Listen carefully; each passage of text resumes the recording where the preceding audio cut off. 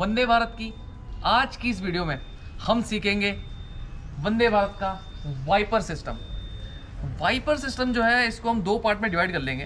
पहला सिंपल जो है जो वाटर जो स्प्रे करता है नोजल्स के थ्रू, वाटर का जो सर्किट है, जो उसके जो पाइप्स हैं उसको हम देख लेंगे। कैसे पंप कहाँ पे लगा होता है, इसका जो है रिजर्वायर कहाँ पे है, कितने लीटर्स का है, और उसके बाद जो मैकेनिकल लिंकेजेस हैं मोटर से किस तरह हमारा जो वाइपर आर्म असेंबली है और जो ब्लेड्स हैं उसको देख लेंगे कि जो है कैसे काम करती है, कैसे जो है मोशन का ट्रांसमिशन इसमें होता है और कब ब्लेड्स को हमको जो है चेंज कर लेना है, क्या क्या इसके पैरामीटर्स हैं, डेली इंस्पेक्शन इसमें जो है क्या क्या कर लेने हैं, वो चल के हम देखते हैं। आइए, अगर पानी का जो सर्किट है उसकी बात करें हम, तो पहली बात तो जो पूरा वाइपर का सिस्टम है वो हैपवर्थ कंपनी का है। और सबसे पहले हम जो साइड फिलिंग से वाइपर सिस्टम में पानी भरते हैं वो फिलिंग जो है ये रहती है, आपको पता है जो है दोनों तरफ से रहती है। अगर हम नीचे देखें तो आपस में ये दोनों ही जो है बिल्कुल सीधी सीधी जो है कनेक्टेड रहती हैं। इससे जो है क्या है वाइपर के टैंक में जो है पानी आना है। और वाइपर का टैंक कहाँ पे है तो आप देखेंगे कि ये जो आपस में जो दोनों की तरफ की साइड फिलिंग कनेक्ट हो रही है उससे ही यहाँ पे बीच में एक जो है टी पॉइंट निकलता है और टी पॉइंट से निकलता है ये पाइप आ जाता है बाहर इस एसएस के बॉक्स में। यही इसका जो है 9.6 लीटर्स का वाइपर का जो स्टोरेज टैंक है वो है ये एसएस का बॉक्स। इसी के अंदर सबमर्सिबल एक पंप होता है जो कि 24 वोल्ट डीसी से जो है ड्रिवन होता है और वही पंप जो है प्रेशराइज्ड वाटर को ऊपर तक जो है पहुंचाता है ऑन डिमांड। जब भी हम जो है डीटीसी कैबिन से स्विच को ऑपरेट करेंगे तो वही पंप जो है इस जो टैंक के ही अंदर है वो जो है पानी को ऊपर भेजेगा, जो हमारी वाइपर की आर्म्स है उसके पास जो नोजल लगी होती है वहां तक पानी को पहुंचाएगा। तो अगर मैं इसके बारे में दिखाऊं आपको, ये रहेगा इस टैंक के अंदर आता हुआ जो है वाटर का इनलेट।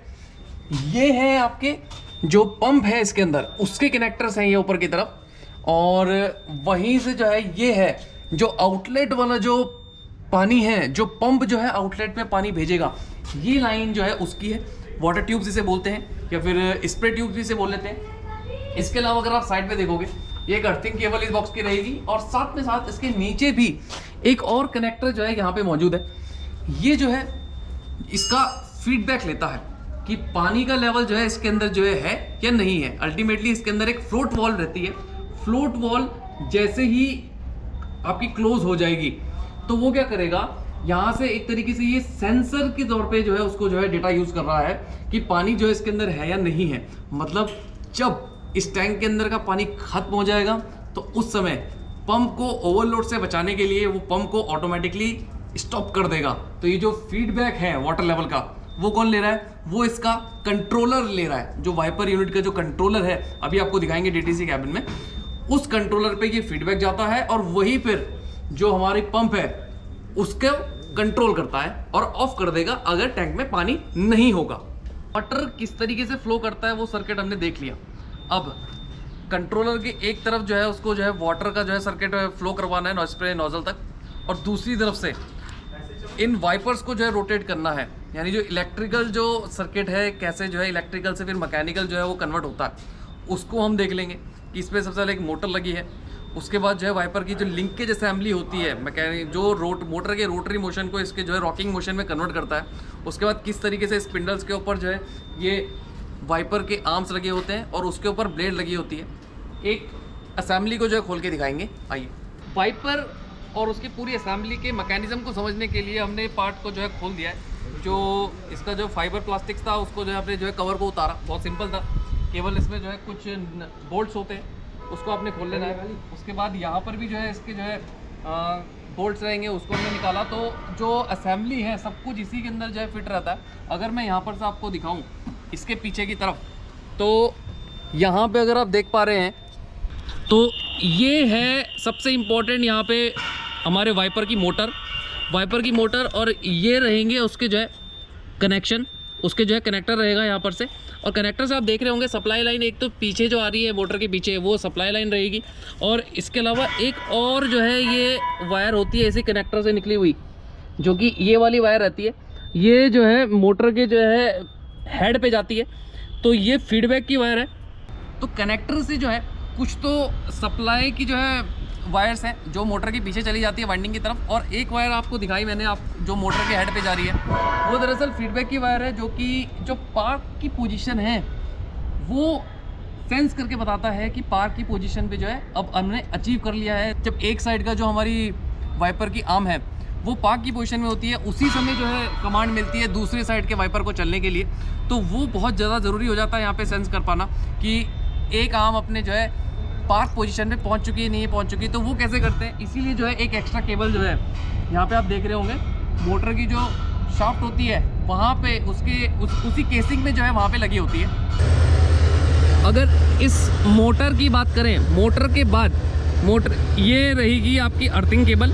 इसके अंदर की तरफ अगर हम देखें तो ये पूरा जो है एक मैकेनिज्म है, यहाँ पे ये क्रैंक रहेगी जो कि कम्प्लीटली रोटेट करेगी। ये जो पूरा मैकेनिज्म है अंदर की तरफ, ये आपको लिंकेजेस जो दिख रहे हैं एक दूसरे से जॉइंट, ये सारे जो है कहलाते हैं वाइपर लिंकेज असेंबली, जो कि इसको अल्टीमेटली क्या करता है, यहाँ पे इन दोनों से अंदर ही अंदर ये जो है ये कहलाते हैं आपके स्पिंडल्स, जिस पर ये हमारे वाइपर के आर्म जो है लगे होते हैं। देखिए मोटर की क्रैंक से जो है यहाँ पे ड्रिवन होता है हमारा वाइपर का लिंकेज असेंबली, जो कि मोटर की कंप्लीट 360 डिग्री रोटरी मोशन को इसके लिए एक जो है लिमिटेड एंगुलर मोशन में इसको कन्वर्ट करता है।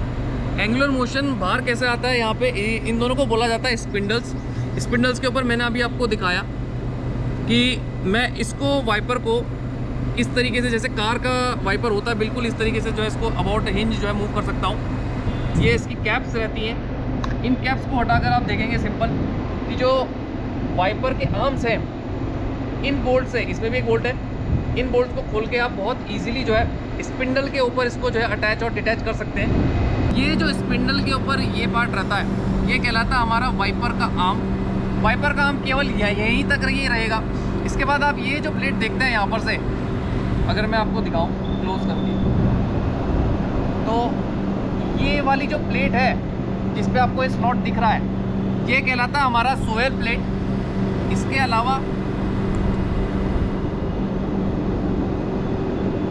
सोयल प्लेट पे ये वाला पार्ट कहलाएगा ब्लेड क्लिप, क्योंकि ये ब्लेड जो है ये वाला जो आगे वाला हिस्सा ये पूरा का पूरा इसको क्लिप करने के काम आता है। तो ब्लेड को रॉकर आर्म पे जोड़ा जाता है इस ब्लेड क्लिप पे, जहाँ पर आपको एक ये नट और बोल्ट की जो एक असेंबली है सिंपल, इधर से जो है इस पे बोल्ट है, इसको आप ओपन कर लेंगे और ये पूरा का पूरा जो ब्लेड है ये बाहर आ जाएगा कभी भी अगर इसको चेंज करना हो। अब एक और चीज़ अगर हम देखें तो पीछे से अगर हम देखें तो वहीं पर मोटर के ही बगल से एक और जो है ये ट्यूब आ रही है। ये हमारी जो वॉशर है यानी जो पानी वाली है, जो क्लीनिंग एजेंट वाली है, वो ट्यूब आ जाती है जो कि इस तरीके से कनेक्टेड होती है। और एक टर्न मार के इसको जो है यहाँ पे देखा गया है, ये जो वाइपर हमारी आर्म है, आर्म पर ही जो है चली जाती है। मैंने जो ट्यूब दिखाई थी, जो वॉशर की ट्यूब जाती है, ये अंदर ही अंदर जाती है। और ये जो ब्लेड क्लिप था, ब्लेड क्लिप पे अंदर की साइड, इस वाइपर पे अंदर की साइड, इस वाइपर के भी अंदर की साइड होता है। अभी मैं आपको दिखाऊं, ये रहेंगे हमारे 4 नोजल्स, 1, 2, 3 और 4। इन्हीं चारों नोजल में से जो है पानी विंड स्क्रीन के ऊपर जो है आता है। तो ये जो मैंने नोजल दिखाई, इसे actually adjustable eye ball nozzles भी बोल लेते हैं, क्योंकि इसमें जो है छेद होता है और उस पर आप एक पतली सी पिन डाल के उसके जो एंगल्स हैं, चारों इन नोजल्स की जो एंगल्स हैं उसको आप एडजस्ट कर सकते हैं अगर स्प्लैशिंग जो आपको पूरे एरिया में नहीं आ रही है। और इस डायरेक्शन पे रखें कि जो है वाइपर की जो जब ब्लेड है वो कभी भी ड्राई नहीं चलनी चाहिए। तो एंगल्स इस तरीके से होना चाहिए। वैसे तो इसको ना छेड़े अगर ये कंपनी से ऑलरेडी सेट होकर आ रहा है। अगर आपको लग रहा है कि एंगल जो है बहुत ज़्यादा क्लोज हो रहा है, फैल नहीं रहा है, वाटर जो है फैल नहीं रहा है, केवल उसी कंडीशन में आप इन नोजल्स के अंदर एक छोटी सी पिन डाल के इसके एंगल को जो है सेट कर सकते हैं। अब अगर मैं बात करता हूँ एग्जामिनेशन की, तो डेली जो है हमको क्या कर लेना है, ये पूरा जो वाइपर ब्लेड है, ब्लेड में जो सबसे जो टॉप मोस्ट पार्ट है जो स्क्रीन के साथ रब करके चलता है, ये कहलाया जाता है ब्लेड का रबर। तो जैसे हमारे कार्स में भी हम देखते रहते हैं कि ये जो है कभी भी वॉर्न ऑफ नहीं होना चाहिए कम्प्लीटली। इस पर जो हमें खासा ध्यान रखना है डेली कि इस पर कहीं भी ऐसा ना हो कि जो है ये कट चुका है और इसके पीछे जो मेटल स्ट्रिप रहती है वो अगर स्ट्राइक कर गई और पूरी विंड स्क्रीन के ऊपर घूमी तो वो स्क्रैचेस दे देगी। तो वो कंडीशन आने से पहले और अगर हम ऑफिशियल डॉक्यूमेंट देखें तो उसमें लिखा है कि 1 साल में हमको जो है इसको चेंज कर लेना है, लेकिन वो भी कंडीशन बेसिस पे है। अगर गाड़ी इतनी ज़्यादा जो है इसकी रनिंग नहीं है, आप ऐसी लोकेशन पे नहीं है जहाँ पर जो है बारिश जो है इतनी ज़्यादा हो और इसकी जो है अच्छी खासी लेंथ बची हुई है, तो आप इसको यूज़ कर सकते हैं। अदरवाइज़ जो है टाइम के साथ जो कंडीशन है वो ये है कि करीबन आपको जो है 1 साल बाद इस पर जो है नज़र रखनी चालू कर देनी है कि 1 साल में, क्योंकि ये रबड़ वाला कंपोनेंट है तो इसकी लाइफ ऑलरेडी जो है ये डेटरॉइट करना चालू कर देगा, चाहे आपकी जो है रेक बिल्कुल कम्प्लीटली 100% स्टेबल रहे। इसके अलावा जब भी हम वाइपर की प्लेट्स को बदलेंगे, ये इंश्योर कर लेंगे कि ये जो नट और बोल्ट है जिससे मैंने इसको प्लेट में जो है अटैच किया हुआ है, कभी भी इसको ओवर टाइट नहीं करना है। क्यों? क्योंकि अगर मैं देखूँ यहाँ से, इसको इस तरीके का जो है एक मोशन, क्रैंकिंग मोशन जो है इसके अबाउट करना पड़ता है प्रोफाइल पे सेट करने के लिए। इसलिए जब भी आप इसको फुल टाइट कर दें, उसके बाद हमेशा इसको जो है 90 डिग्री से थोड़ा सा लूज जानबूझकर इसे छोड़ें, और जानबूझकर इसे छोड़ा भी जाता है ताकि ये जो क्रैंकिंग मोशन है, ये जो इस तरीके से जो है ये हल्का फुल्का जो है इसके अबाउट हिंजिंग मोशन जो है इसका जो है वो अलाउड रहे, तभी ये जो है आपकी जो विंड स्क्रीन है उसकी प्रोफाइल को जो है मैच कर पाएगा जब भी वाइपर ब्लेड हम फिट करें। इसके अलावा जो सबसे इंपॉर्टेंट चीज़ ध्यान देने वाली है, अगर मैं दूर से गाड़ी पे देखूं तो जो वाइपर प्लेट्स होती हैं वो एग्जैक्टली सीधी नहीं होती है, क्योंकि जो विंड स्क्रीन है हमारी वो भी जो है थोड़े एक एंगल पे टिल्टेड होती है। इसलिए अगर मैं यहाँ पे स्विvel प्लेट के अबाउट दिखाऊं तो यहाँ पे आप देख पा रहे हैं एक टॉलरेंस है। ये जो टॉलरेंस है, आपने इसको क्या करना है, जो वाइपर ब्लेड है वो वर्टिकल के 20 डिग्री इधर या फिर 20 डिग्री इधर वाली आउटसाइड की साइड, ऑफ कोर्स की बात है, इधर वाली पिछली साइड में 20 डिग्री का जो हमारे पास इसमें लिमिटिंग एंगल जो है टॉलरेंस का दिया हुआ है कि इसको प्लस माइनस जो है 20 डिग्री तक इसको सेट कर सकता हूँ। उससे ज़्यादा ये सेट नहीं करनी है, ताकि जो है ये विंड स्क्रीन की जो प्रोफाइल है आपकी जो है कवर हो सके। ऐसा नहीं है कि आपने इसे बिल्कुल वर्टिकल कर दिया तो वो जो उसके बाद का एरिया वो बच जाएगा। तो जो ब्लेड का एंगल है वो सेट करने के लिए जो है यही आपको स्विvel प्लेट जो है यहाँ पर दे रखी है। जब भी आप जो है ब्लेड चेंज करेंगे या फिर किसी कारणवश जो है हमारे जो है कुछ मैकेनिज्म में हमने जो है चेंज किया है, ओपन किया है, तो उसके बाद जो ब्लेड है, ब्लेड एक फोर्स जो है इस विंड स्क्रीन पे लगाती है। उस फोर्स की भी वैल्यू जो है लिमिटेड है। तो ये जो फोर्स है सेंटर पॉइंट पे हमको जो है मेज़र कर लेना है। एक स्प्रिंग बैलेंस का मैं यूज़ कर लेता हूँ, और जो फोर्स है सेंटर पॉइंट पे वो ये कहता है कि 2 kgs आइडियल केस में, और उसमें प्लस माइनस 250 ग्राम्स की जो है टॉलरेंस है, यानी 1.750 kg से 2.250 kg तक का फोर्स जो है यहाँ पे परमिसिबल है, यहाँ पे अलाउड रहेगा। ज़्यादा फोर्स कर देंगे तो ऑफकोर्स सी बात है विंड स्क्रीन को फोर्स ज़्यादा मारेगा, रबड़ का वेयर जो है ज़्यादा होगा, एज वेल एज जो है क्या स्क्रैच पड़ने के चांसेस जो है टाइम के साथ डेटोरेशन के चांसेस जो है दोनों ही बहुत ज़्यादा जो है हाई हो जाएंगे। तो ऐसा नहीं होने देना है, और फोर्स जो है हमें मेज़र कर लेना। अभी दिखाते हैं आपको कैसे जो है इसका फोर्स मेज़र कर लेते हैं। देखिए इस तरह से जो है ब्लेड को हम फोर्स मेज़र कर लेंगे। जैसे ही ये उठने वाला होगा वो वही वैल्यू जो है हमको जो इसकी देख लेनी है कि कितने पे जो है जस्ट ब्लेड उसकी जो है सरफेस से उठ रही है, और वही वैल्यू जैसे हमारे पास अगर हमें देख रहे हैं 1.785 kg की वैल्यू हमारे वाले केस में आई है। तो ये जो वाइपर की ब्लेड है, वाइपर की ब्लेड इस स्क्रीन के ऊपर कितना फोर्स डाल रही है वो ही हमने जो है अभी मेज़र किया। अब हमने समझ लिया कि जो हमारा वाइपर का जो सिस्टम है उसके 2 पार्ट्स थे।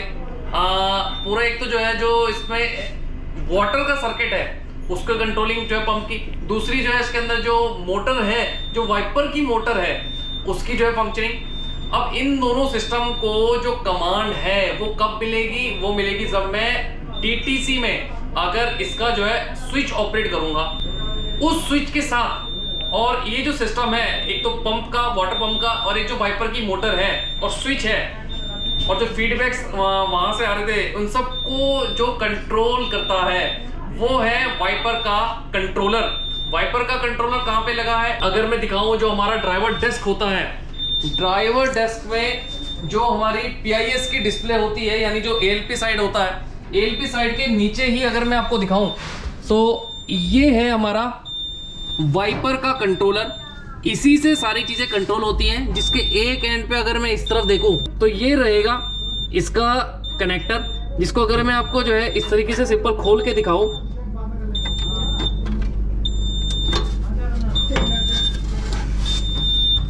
तो इस तरीके से अगर मैं यहां पर से दिखाऊं, ये जो कनेक्टर है इसमें 25 पिन्स रहती हैं, जिसमें हर एक पिन का फंक्शन मैं यहां पे लिस्ट डाउन कर रहा हूं। तो ये जो कंट्रोलर है, जो अभी हमने आपको दिखाया, उसके जो कनेक्टर्स हैं वो वही कनेक्टर्स हैं जो एक तरफ से डेटा ले रहे हैं हमारा स्विच से। जो इसका स्विच है, वाइपर का स्विच, अगर मैं दिखाऊं लोको पायलट के जस्ट बिल्कुल बगल में यहाँ पे ये रहेगा हमारा वाइपर का कंट्रोल स्विच। तो इसमें जो है कितने मोड्स रहते हैं देख लीजिए। अगर मैं इसको प्रेस करता हूं तो ये वाटर जो है स्प्रे करेगा, और अगर मैं इसको जो है इस तरीके से, जैसे अभी ऑफ कंडीशन में अगर मैं इसको 90 डिग्री से रोटेट करता हूं तो इंटरमिटेंट यानी जो है थोड़ी थोड़ी देर बाद चलेगा। अगर मैं इसको जो है स्लो कंडीशन में रखता हूं तो ये इंटरमिटेंट से तेज, और अगर वहीं मैं इसको जो है स्लो से और ज़्यादा बढ़ाकर जैसे इस तरह से स्लो पे कर देता हूं और उसके बाद इसको फास्ट पे कर देता हूं तो ये और ज़्यादा जो है तेज स्पीड से रोटेट करने लग जाएगा। देखिए अलग अलग बारिश में हो सकता है बारिश जो है हल्की हो रही है, हो सकता है बारिश बहुत तेज हो रही है, तो उस कंडीशन के अकॉर्डिंग ही आपको एस्कॉर्टिंग स्टाफ को ये इंश्योर करा लेना है कि लोको पायलट उसके अकॉर्डिंग ही जो है उसको यूज़ कर रहे हैं। अदरवाइज क्या होगा, अगर बारिश कम है और आप उसमें बहुत ज़्यादा हाई स्पीड यानी जो है फास्ट पे रख देंगे तो रबड़ का वेयर जो है बहुत ज़्यादा हो जाएगा वाइपर के ब्लेड का। तो ऐसा नहीं होने देना है। और साथ साथ वेयर के साथ साथ जो है जो हमारी विंड स्क्रीन है उस पर भी जो है स्क्रैच मार्क जो आने लग जाते हैं। तो ड्राई यूज वाइपर का कभी नहीं करना है हमने। तो जो कंट्रोल बॉक्स यानी कंट्रोल यूनिट हमने आपको दिखाई, ये करती क्या है कंट्रोल यूनिट, इसके एक तरफ जो है ये डेटा ले रही है हमारा जो है स्विच से। हमने उसे स्लो चलाना है, फास्ट चलाना है, इंटरमीडिएट मोड में रखना है, केवल वॉश करना है हमें। जब भी हम एक बार वॉश की कमांड देंगे तो एक बार जो है वाइपर जो ऑपरेट होकर अपना साइकिल ऑपरेट करके जो उसकी पार्क पोजीशन है उस पर जो है वापस चला जाएगा। इसके अलावा यही कंट्रोलर है जो कि बटन दबाने पर नीचे पंप को सप्लाई देगा, जो वाटर वाला पंप है कि अब नोजल्स के अंदर जो है प्रेशराइज वाटर भेजना है, और यही वो कंट्रोलर है जो कि यहाँ से सप्लाई भेजेगा मेरी जो 110 वोल्ट डीसी जो हमारी वाइपर्स की मोटर थी, वाइपर की मोटर को भी यही कमांड देगा।